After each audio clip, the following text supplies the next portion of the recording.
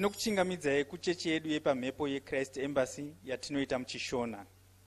Tinoimba makauya nesvondo rakanaka. Tiri kuona Mwari vachitikudza muchechi yedu. Tichatanga nekunamata. Tozoerengerwa chidzidzo chedu cherhapsody chanhasi.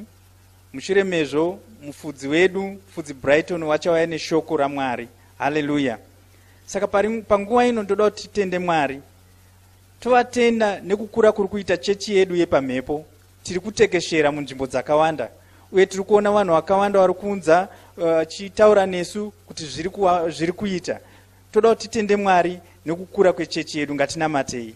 Tinokutendai Baba, matipa munguva yakadai, matikudza mukati meupenyu hwedu, uye tinokutendai kuti chechi yedu yePamhepo iri kutekeshera, iri kusvika munzvimbo dzakawanda, iri kubata upenyu hwevanhu vakawanda, iri kukudza vanhu vakawanda, vanhu vari kushandurwa mukati memweya yavo, uye vari kuuya kuna Mwari, vari kuuya muchiedza. Muzita raIshe Jesu Kristu tinokutendai neshoko renyu, tinokutendai nokuda kwenyu nekutida kwenyu, muzita raIshe Jesu Kristu. Amen. Toda kuti titendezve Mwari. Panguva ino toda kunamata kuti shoko iri pariri kutaurwa chechi yedu irambe ichikura, ipinde munzvimbo dzakawanda, ipinde itekeshere munzvimbo dzese dzeZimbabwe, munzvimbo dzese dzinonzikwa mutauro wechishona, vanhu vese vagone kuinzwa.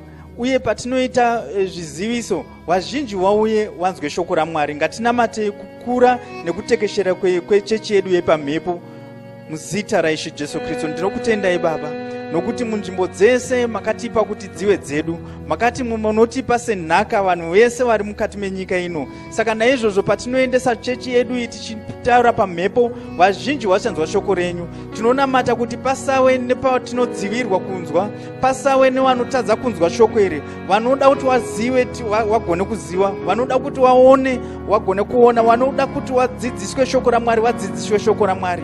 Muzita raIshe Jesu Kristu ndinonamata kukura kwevanhu vakawanda. Ndinonamata kuti dzidziso iyi iwe inogara mukati meupenyu hwavo, iwe inogara mukati mevese vanonzwa, kuti vakure mushoko ravo, vakure muupenyu hwavo, uye ushanduke muzita raIshe Jesu Kristu.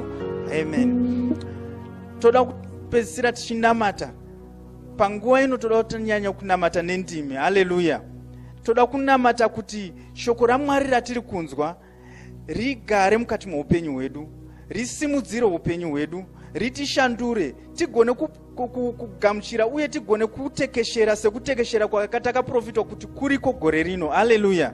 Saka panguva ino ndoda kuti tinamate nendimi, tichivandudza mwoyo yedu, tichigadzirira kuti shoko raMwari riwane parinogara, uye tichinamata kudai tinonamata vese vanenge vachinzwa shoko raMwari kuti zvive zvinovaitira, varinzwe, varigamuchire, uye rishande mukati meupenyu hwavo. Ngatinamatei nendimi muzita raIshe Jesu Kristu. Tinokutendai Baba. Ribo shakarabo mozotoria makarabo soto, rimo shakariboko zotoria raboko soto, marimo zotoria makasanta raboko shika, ritoria makasantori baka zotori makashaka, ramatoria makaziteria moko shikaribo, pasiteri moko zotori makasantori bakazita, ramo shikaria moko zotoria makarabo, pasiteri moko shikariboko soto, ramo shikaria moko zotori makarabo bosita, ribasatori makasanta raboko shikeria moko zotori makasanta, ramo zotori makaraboko suteria moko, rimo zotori makashaka.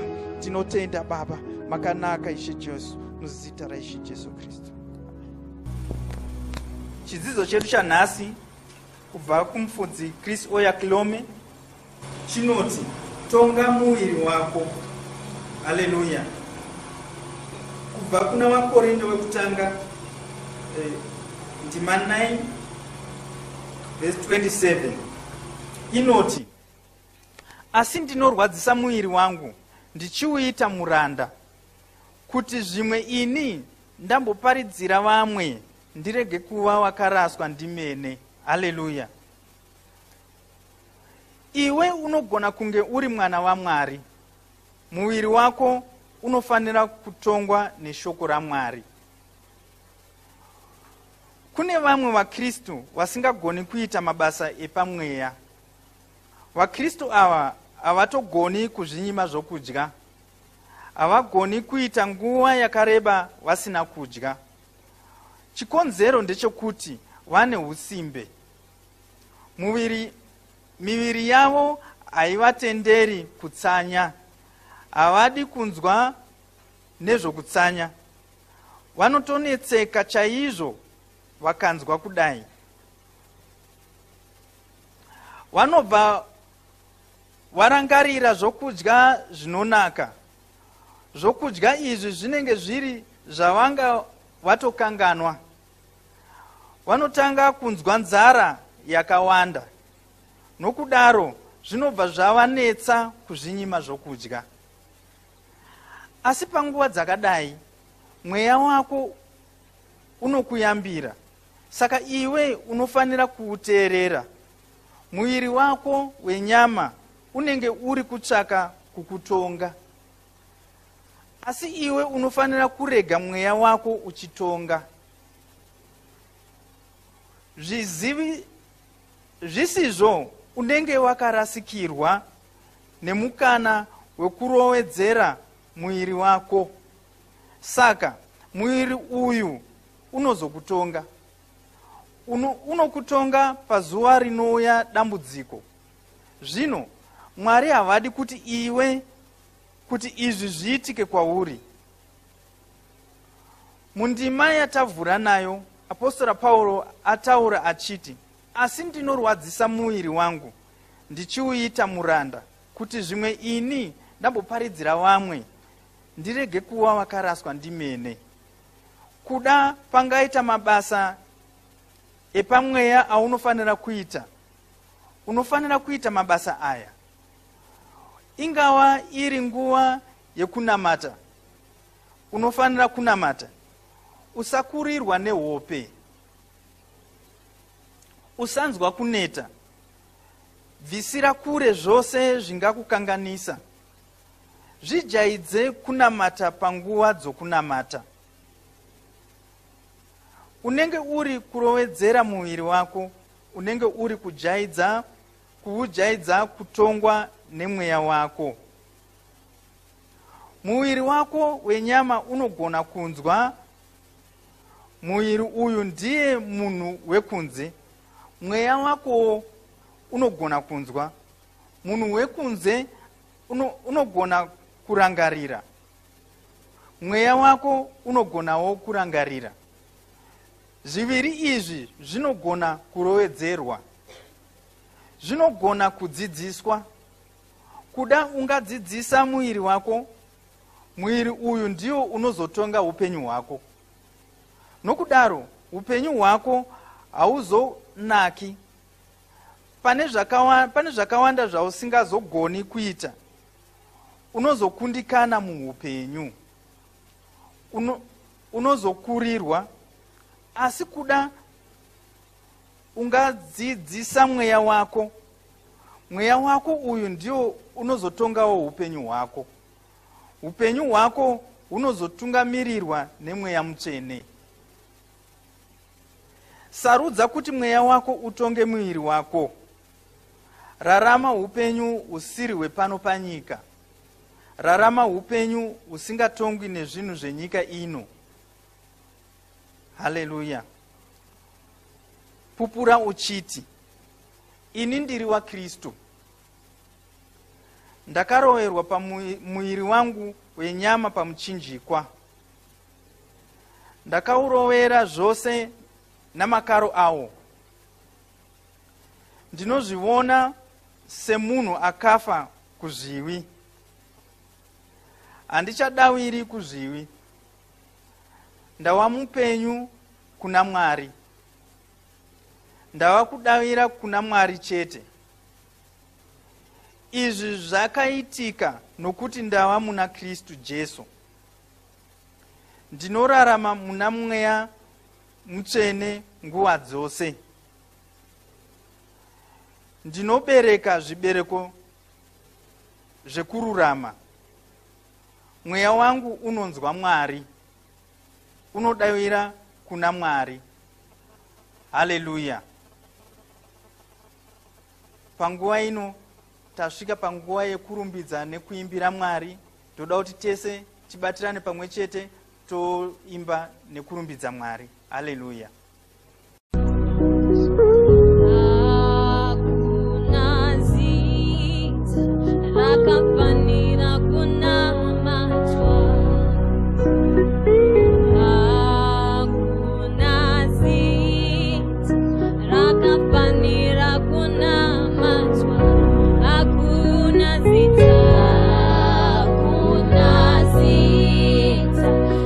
rakafanira kunamatwa.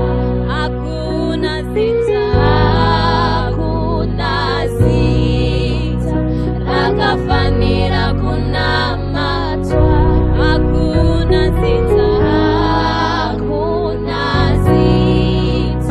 rakafanira kunamatwa. Zita ra Jehova, Jehova rakafanira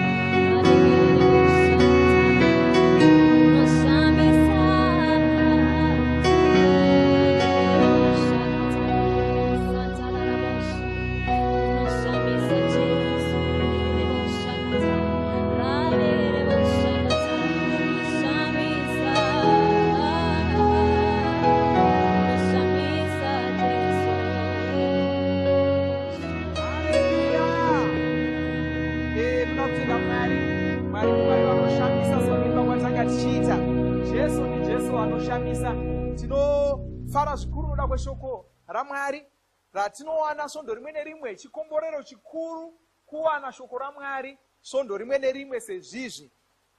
Hausi mukana watinofanira kutora sechinhu chidoko. Haleluya.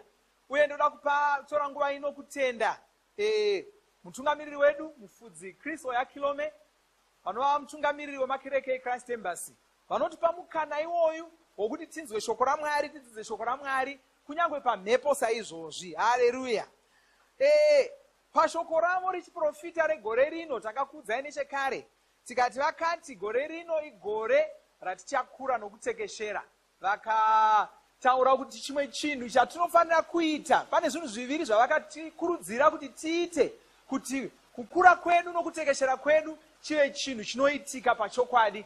Vakati tinofanira kuwedzera kutaura nedzimwe ndimi, uye chimwezve chavakaitaura ndechokuti vakati tinofanira kuvaka rutendo rwedu tigorushandisa pakurarama kwedu.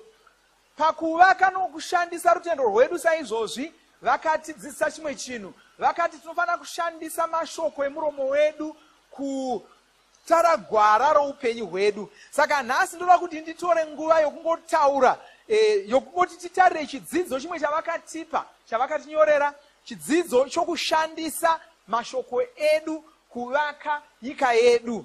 Vanotaura pachidzidzo ichochi kwanzi sika nyika yako patsva uchishandisa mashoko ako. Haleluya. Toda kutora shoko raMwari kubva muna Genesi yokutanga ndima yechipiri kusvika pane yechitatu. Kwanzi zvino nyika yakanga isina kugadzirwa.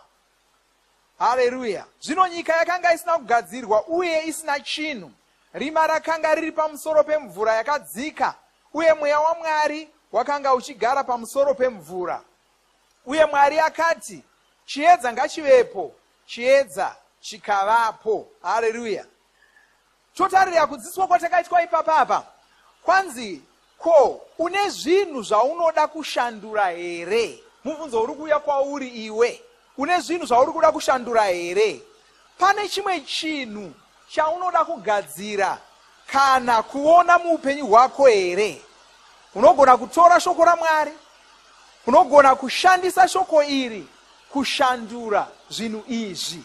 Ndo basa reshoko raMwari. Shoko raMwari hachisi chinhu chatinongoisa musoro medu tongorangarira tingoudzana ndima nomusoro chete chete, asi kuti shoko raMwari chinhu chatinoshandisa kuti tigadzirise zvinhu zvoupenyu hwedu. Ndo chidzidzo chatiri kupiwa ipapa, ndo kurudziro yatakapiwa kuti tifambe nayo mugore rino ra2017.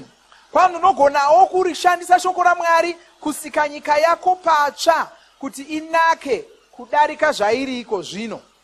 Uyu ndiwo murayiro wakashandiswa naMwari kusika nyika. Bhaibheri rinoti muna vaHebheru 11 ndima 3 kwanzi nokutenda tinonzwisisa kuti nyika yakaitwa nokurayira kwaMwari, zvokuti zvinhu zvinoonekwa zvakaitwa kubva pazvinhu zvisingaonekwi. Nyika yose yakanga yakanyangara. Ndo zvatinoona muna Genesi mataverenga. Yakanga izere rima, mweya mutsvene vakanga vakavatira pamusoro payo. Vakavatira pairi sehuku yakavatira pamazai. Kunyange zvakadero hapana chakashanduka. Nguva iyoyo yokuvatira yakanga yakakosha chaizvo. Haleluya. Mwari ndipo pavakanga vari kuronga zvavaida kusika. Mushure mazvo Mwari vakabva vati chiedza ngachivepo. Saka tinotaridzwa rungano urwu nhoroondo inotitaridza kusika kwakaita Mwari, zvakaitwa naMwari pavakanga vachida kusika zvinhu zvavaida kuona. Kwanzi chokutanga mweya mutsvene wakauya wakavhuvatira panyika pamusoro pemvura, wakavhuvatira pamusoro penyika. Totaurirwa kunzi pavakanga vakavhuvatira kudaro vakanga vari kuronga zvavakanga vachida kuti vagadzire, zvavaida kuona munyika yavakanga vachida kugadzira iyoyi. Kwanzi mushure mazvo, mushure mokuvatira kudaro, ndo pavakasimuka vakati chiedza ngachivepo. Vakanga vano mufananidzo wezvavakanga vachida chaizvo chaizvo. Saka izvi ndo zvatiri kudzidziswa kuti tinogona kuitawo. Pavakati chiedza ngachivepo, chiedza chakabva chavapo. Vakabva vasika zvinhu zvose. Izvi ndizvo zvatinoverenga mubhaibheri. Rinoti muna Johani 1:3, zvinhu zvose zvakaitwa kubudikidza naye, kunze kwake hakuna kana chinhu chakaitwa pane izvo zvakaitwa. Haleluya. Todzokazve kwauri, kwanzi chii chaunoda kusika nhasi? Ndezvipi zvinhu zvaunoda kushandura? Kuda pane zvinhu zvausiri kufara nazvo mukati meupenyu hwako, kuda utano hwako husina kumira zvakanaka, kuda imari dzako dzisina kumira zvakanaka. Saka unogona kunge une shungu nechishuwo chokuti zvinhu izvi zvigadziriswe. Varoma 10:8 inoti shoko riri pedo newe. Saka usanetseka uchiti zvinondoita sei. Shoko riri pedo newe, shoko ratinoshandisa kusika zvinhu riri pedo newe, rinotova mumwoyo mako. Shoko iroro ndiro rakasika denga. Haleluya. Saka haunganzi wapererwa nezvokuita. Shoko rakashandiswa naMwari kusika denga nenyika, kusika zvose zvatinoona nhasi. Shoko iri kwanzi riri mumwoyo mako, riri mumuromo mako, unotova naro. Mudziyo wakashandiswa naMwari kusika zvese zvatinoona. Mudziyo iyoyo wavawo maoko ako, waakugona kuushandisa kusika. Saka zvakaitwa naMwari pakutanga, iwe wagona kuzviitawo mukati moupenyu hwako. Haleluya. Saka shoko iri ndiro rakasika denga, ndiro rakasika nyika, ndiro rinobata zvinhu izvi kuti zvigare zviri panzvimbo yazvo. Shoko iri richiri pano nesu. Ndo rudo rwatakataridzwa naMwari. Havana kutora shoko ravo, havana kutora maturusi avakashandisa kusika nyika vakaenda nawo vakatisiyira kuti isu tigone kuashandisawo tichisika zvatinoda. Saka tora shoko iri ugodana kuna Mwari munamato. Pangava nezvinhu zvaunoda kuti zviitike, kuda ungada kugadzirisa zvinhu zveupenyu hwako, kuda ungada kusika nyika yako patsva, vatira pazvinhu izvi. Kureva kuti tora nguva yokuronga zvaunoda kuti zviitike, ndo kuvatira kwacho. Tora nguva uchironga, uchiumba mifananidzo yezvaunoda. Umba mufananidzo, zvione wano utano hwakanaka, zvione uri mutano usina chirwere, zvione uine mari yaunoda, zvione uine bizinesi raunoda kuva naro, zvione uine chitupa chokuchikoro chauri kutsvaka ichocho, zvione une mhuri yaunotsvaka yaunovavarira kuva nayo. Ndo kuvatira kwaunoita, ndo zvakaitwa naMweya Mutsvene. Haleluya. Waita saizvozvo, watora nguva uchiita izvozvo, mushure mazvo chitanga kutaura. Tanga kutaura pamusoro peizvozvo. Tanga kutaura kuti bizinesi iri ndaanaro nezita raJesu Kristu. Chitanga kutaura kuti ini ndine utano hwaMwari mumuviri wangu. Chitanga kutaura kuti ini ndine mufaro wandinoda. Chitanga kutaura saizvozvo. Haleluya. Tanga kutaura izvozvo. Izvi ndizvo zvaunoita kugadzirisa zvinhu zveupenyu hwako. Ndizvo zvaunoita kusika nyika yako patsva. Saka zviri nyore, upenyu hwechikristu huri nyore. Mwari vanotipa zvinhu zvatinogona kuita zviri nyore, zvatinogona kutevera. Tikazvitevera tikazviita, tinogona kuwana zvose zvatinotsvaka. Utano hwatinoda tinohwana. Saka kudaro ndingokudzokererai zvakare zvikamu zvatapiwa, zvinhu zvatapiwa kuti tigone kuita tigadzirisa upenyu hwedu. Kwanzi chokutanga, tora nguva yako uchivatira pazvinhu izvi, uchiumba mifananidzo yezvinhu zvauri kuda. Mushure mazvo wochitora shoko raMwari wochitanga kutaura pamusoro pezvinhu izvi. Wotaura utano hwako hwakanaka, woti ini ndine utano hwaMwari, handirwari, ndine utano hwakanaka, ndakasimba, ndakagwinya. Wotanga kutaura saizvozvo. Mweya Mutsvene vari mukati mumuviri mangu, vanoshanda vari imomo, vanounza utano hwakanaka, vanogadzirisa zvose zvisina kumira zvakanaka munyama yangu. Wotanga kutaura saizvozvo. Kwanzi kana ukaita saizvozvo, zvakaitika kuna Mwari pavakasika nyika ndo zvinoitikawo mauri. Saka ndo kurudziro yatakapiwa neshoko rechiprofita namufudzi wedu mufudzi Kristo yakilome vakati mugore rino shandisa muromo wako kuvaka upenyu hwako, shandisa muromo wako kugadzirisa zvinhu zvaunoda kuona mukati meupenyu hwako. Haleluya. Asi kuti zvatadzidza izvozvi zvinyatsoshanda mukati meupenyu hwako, unofanira kugamuchira Jesu, unofanira kuva mwana waMwari, unofanira kutanga waberekwa patsva, wazvarwa patsva, waponeswa. Saka ndoda kunamata newe iko zvino, ndoda kuti ungotevedzera munamato uyu wandiri kunamata newe mumashure mangu. Iti Mwari vari kudenga, ndinokutendai nokuti makandida mukanditumira Jesu. Kana ndikatenda kuna Jesu ivava ndisafa asi ndiwane upenyu usingaperi. Saka ndouya kwamuri nhasi ndichikoka Jesu kuti vapinde mumwoyo mangu. Ndinopupura nomuromo wangu kuti Jesu Kristu ndivo vakutonga upenyu hwangu, ndivo vaishe waupenyu hwangu. Ndinoisa upenyu hwangu mumaoko avo kuti vahutonge. Ndinogamuchira upenyu husingaperi mumweya mangu. Ndinopupura kuti ndava mwana waMwari, ndazvarwa patsva, ndava chisikwa chitsva, zvekare zvapfuura, zvese zvava zvitsva. Ndinokutendai, ndinokurumbidzai. Amen. Haleluya. Ndinoti makorokoto kwauri, wazvarwa patsva, waberekwa patsva. Ndaunamata newe zvakare kuti ugamuchire mweya mutsvene, uzadzwe namweya mutsvene. Ndoda kuti ungotevedzera zvakare munamato wandonamata newe. Kwautevedzera saizvozvo uchitenda mwoyo mako, unozadzwa namweya mutsvene, ugotanga kugona kutaura nedzimwe ndimi, ugotanga zvipo zvamweya mutsvene zvigotanga kuonekwa paupenyu hwako. Iti Mwari ndinokutendai nokuti ini ndava mwana wenyu, ndava chisikwa chitsva.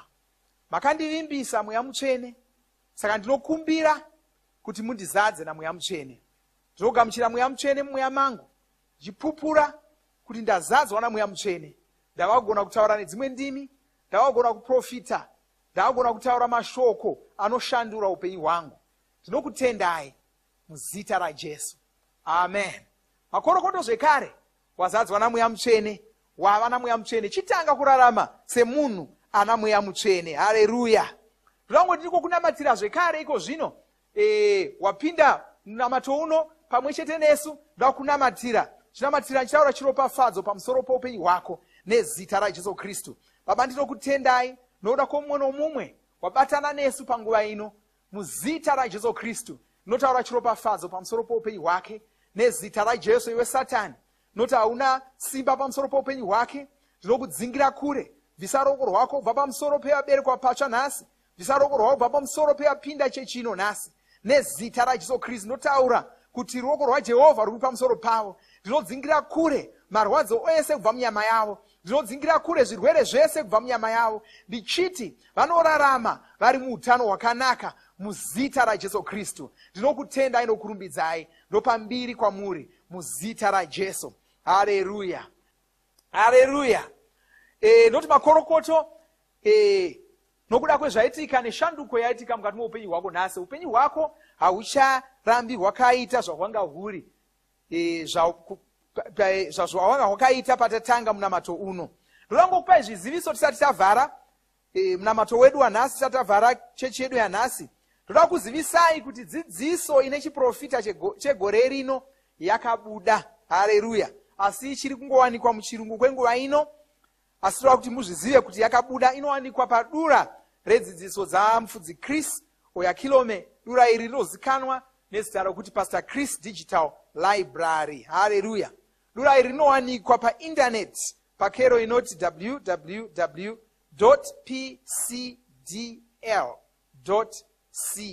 Haleluya. Kana mune nhare dzeAndroid kana kuti dzemaiPhone, munogona kuwana dura irori zvekare, rinonzi Pastor Chris Digital Library. Munoriwana pamusika wenhare idzodzi mbiri dzandataura. Haleluya.